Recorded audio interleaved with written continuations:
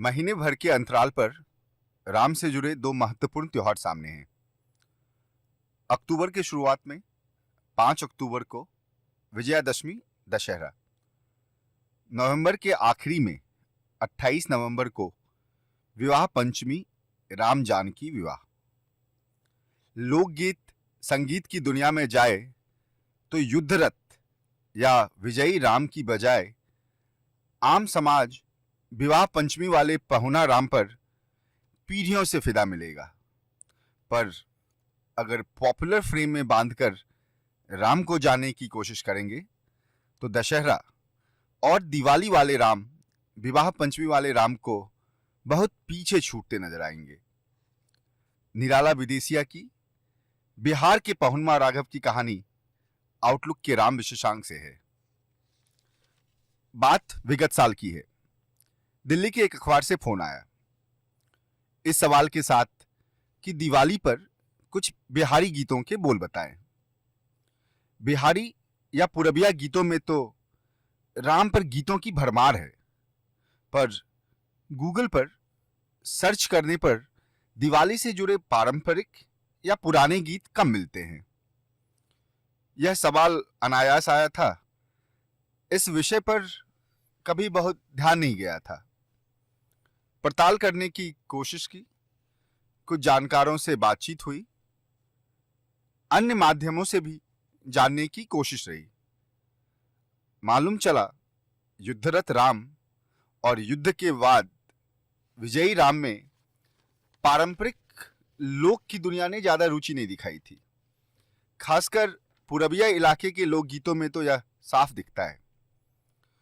पुरबिया इलाका लोकगीतों का समृद्ध इलाका माना जाता है। पुरबिया लोकगीतों में राम सबसे बड़े अवलंबन रूप में भी दिखते हैं, पर राम को लेकर रचे गए पारंपरिक गीतों में राम सबसे ज्यादा लोकप्रिय दूल्हा के रूप में मिलते हैं। विजेता राम पर दूल्हा राम भारी पड़ते हैं। दूल्हा राम पर गीतों की भरमार मिलती है। जानकी से राम के विवाह के बाद वनवास प्रकरण तक पुरबिया लोकमानस के गीतों में उन्हें फॉलो किया जाता है। पर वनवास के बाद राम आगे लंका में क्या करते हैं, रावण से किस तरह से युद्ध करते हैं, लौटकर अयोध्या आने पर किस तरह का विजय और उल्लास का माहौल रहता है, उस पर पुरबिया इलाके में प्रायः पारंपरिक लोकगीत नहीं मिलते। यह जानकारी रोचक रहती है। जो राम पुरबिया इलाके के लोकगीतों में टेक या आधार की जगह तरह हर विधा में आते हैं, चैता, चैती, फाग, कजरी, सोरठी, सोहर, निर्गुण, विवाह गीत, सभी विधाओं में राम के नाम को ही जोड़कर लोकगीत आगे बढ़ते हैं या गाए जाते हैं। वह राम विजेता बन जाने पर, युद्धरत हो जाने पर पुरबिया इलाके की लोक परंपरा में दिखते क्यों नहीं? भोजपुरी के इलाके में राम से जुड़े गीतों की हम पड़ताल करते हैं।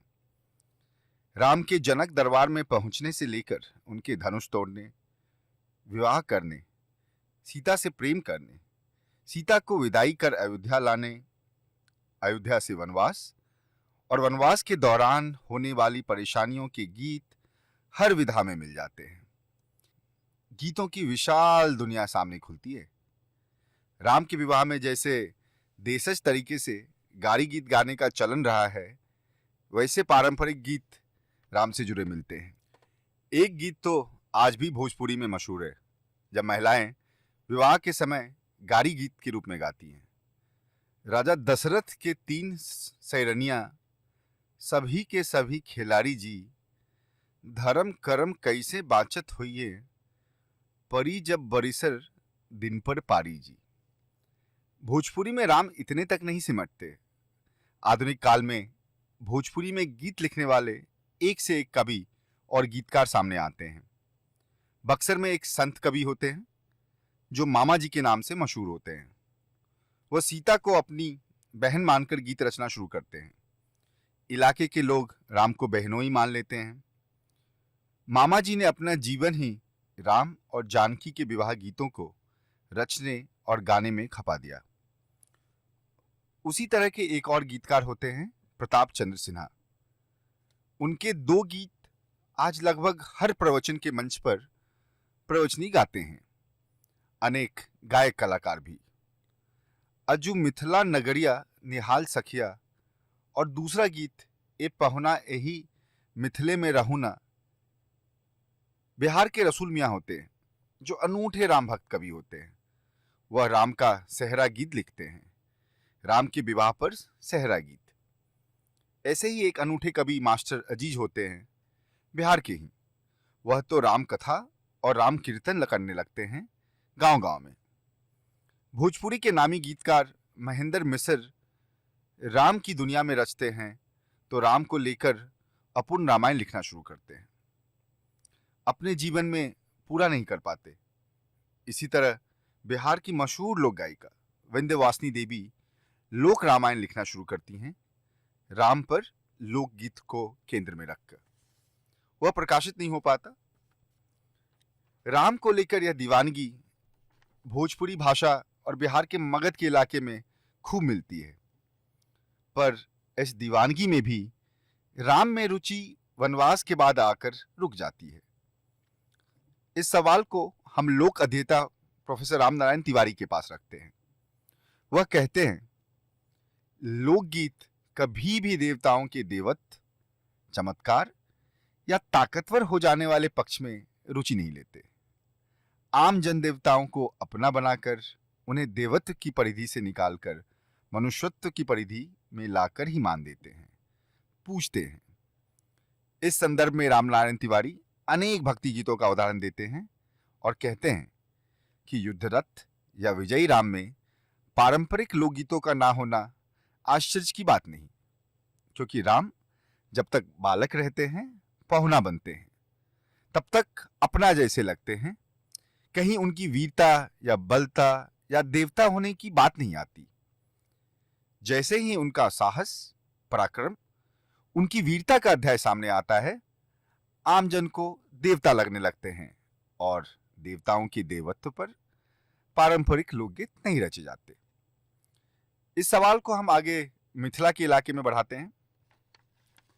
मिथिला के राम ही पूरबिया इलाके में पहुना राम के रूप में लोकप्रिय हैं। राम मिथिला ही पाहुन होते हैं। मिथिला इलाके में यह सवाल सामने रखते हैं। बात विद्यापति से शुरू होती है। हमारा ही कवि, मिथिला की पहचान वाले कवि विद्यापति अपनी पूरी रचना प्रक्रिया में राम पर कुछ नहीं लिखे। ऐसा क्यों? मिथिला इलाके में राम की उपस्थिति और लोकप्रियता से बात आगे बढ़ती है। अनेक रोचक तथ्य सामने आते हैं। राम सिर्फ विद्यापति से ही छूटे हुए नहीं मिलते, बल्कि वहां के पाहुन होने के बाद भी उस इलाके में बहुत बाद में लोकप्रिय होना शुरू होते हैं। तुलसीदास के रामायण आने के वर्षों बाद, और उसके बाद भी आते हैं तो राम अकेले स्वतंत्र रूप से नहीं, बल्कि जानकी के साथ ही। मिथिला इलाके की जानकारी रखने वाले आशीष झा बताते हैं, वह कहते हैं कि हमारे मिथिला में तो स्वतंत्र रूप से राम का पहला मंदिर ही 1806 में बनता है। उसके पहले सीतामढ़ी में जानकी का मंदिर होता है, पर राम का मंदिर 1806 में। उसके 80 साल बाद 1886 में जनकपुर में राम जानकी मंदिर बनता है।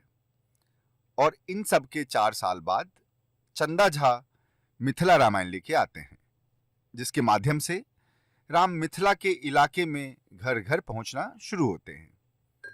यह धीरे धीरे विस्तार पाता है और फिर बरसों बाद जब स्नेहलता नामक कवि राम के गीतों को रचना शुरू करते हैं, तो राम पहुना के रूप में अधिक लोकप्रिय होना शुरू होते हैं। राम मिथिला पेंटिंग में भी आने लगते हैं, पर मिथिला पेंटिंग से लेके गीतों तक में राम विवाह तक ही सीमित रहते हैं, पहुना रूप में। आज भी राम को लेकर जो मिथिला पेंटिंग सर्वाधिक लोकप्रिय हैं या देखते मिलते हैं, उन पेंटिंग में 2 ही तस्वीरें सबसे ज्यादा है। एक राम जानकी के वरमाला की और दूसरी तस्वीर जानकी स्वयंवर की। मिथिला में पहुना राम का विस्तार भी क्रमिक रूप में होता है। राम विस्तार पाते हैं तो धीरे धीरे राम को लेकर बनी धारणाएं या जड़ता टूटती हैं। मिथिला इलाके में विवाह गीतों को देखे तो सबसे ज्यादा लोकप्रिय शिव के गीत गाए जाते हैं। सिर्फ गीत नहीं, बल्कि लोकोपचार में भी देखें तो वैसा ही दिखता है। पर जब दूल्हा रूप में राम आते हैं तो लोक परंपरा में बंदिशें ज्यादा दिखती हैं। जैसे मिथिला में यह चलन वर्षों तक रहा कि किसी भी बेटी का ब्याह विवाह पंचमी के दिन नहीं होगा, यानी जिस दिन राम और जानकी का विवाह हुआ था उस दिन मिथिला की कोई बेटी नहीं ब्याही जाएगी। दूसरी बंदिश यह है कि एक ही घर में 3-3 बेटियों का ब्याह कभी नहीं होगा। तीसरी बंदिश यह कि दूल्हा देखकर, सिर्फ दूल्हा पर मोहित होकर बेटी का ब्याह नहीं करेंगे, बल्कि उसका परिवार देखकर, परिवार के बारे में जानकर ब्याह करेंगे। वजह यह है कि राम को देखकर ही जानकी का ब्याह हुआ, पर उनके परिवार के बारे में पता नहीं किया गया। जहां आपसी कलह था, दशरथ की 3-3 पत्नियां थी, इन सब की ही कीमत सीता को चुकानी पड़ी। यह एक पक्ष होता है, पर लोकप्रिय दुनिया में इन सभी पक्षों पर भारी पड़ता है स्नेहलता का अभियान। स्नेहलता समस्तीपुर के अपने गांव डरोडी में हर साल विवाह पंचमी के दिन जानकी विवाह का आयोजन भी शुरू करते हैं और जानकी विवाह पर रचे उनके गीत भाषा की परिधि लांघकर भोजपुरी, मगही सभी इलाकों में पहुंचकर समान रूप से लोकप्रिय होते जाते हैं। मिथिला में शिव सबसे आदर्श दूल्हा के रूप में पूजे जाते रहे हैं। स्नेहलता उद्घोष करते हैं, जगत में हमरा सबके आन, मिथिला छाड़ी जगत में कहाँ दुल्हा छथिन भगवान। स्नेहलता के इस उद्घोष का असर पड़ता है और फिर जब रामानंद सागर के रामायण सीरियल या अयोध्या के राम मंदिर आंदोलन के बाद राम की लोकप्रियता कई वजहों से बढ़ती है, तो मिथिला इलाके में भी इसका असर पड़ता है। पूरबिया इलाके में राम की कहानी इसी तरह से आगे बढ़ती है, पर जब हम फिर से गूगल पर सर्च मारते हैं तो राम के गीतों की भरमार मिलती है। राम के मंदिर से जुड़े गीत, राम के विजयी होने के अनेक गीत, राम की वीरता से भरे अनेक गीत, राम के साहस पराक्रम से भरे अनेक गीत। दशहरा और दिवाली वाले राम हावी नजर आते हैं, विवाह पंचमी वाले राम पीछे छूटते हुए दिखते हैं। पारंपरिक गीतों से आधुनिक गीतों में राम की उपस्थिति यह दिलचस्प तरीके से बदलाव लेती है। उत्साह, उमंग और खुशी भरने वाले कोमल स्वर में गाए जाने वाले राम के गीत अब डीजे के कान फारू संगीत में ज्यादा सुनाई पड़ते हैं।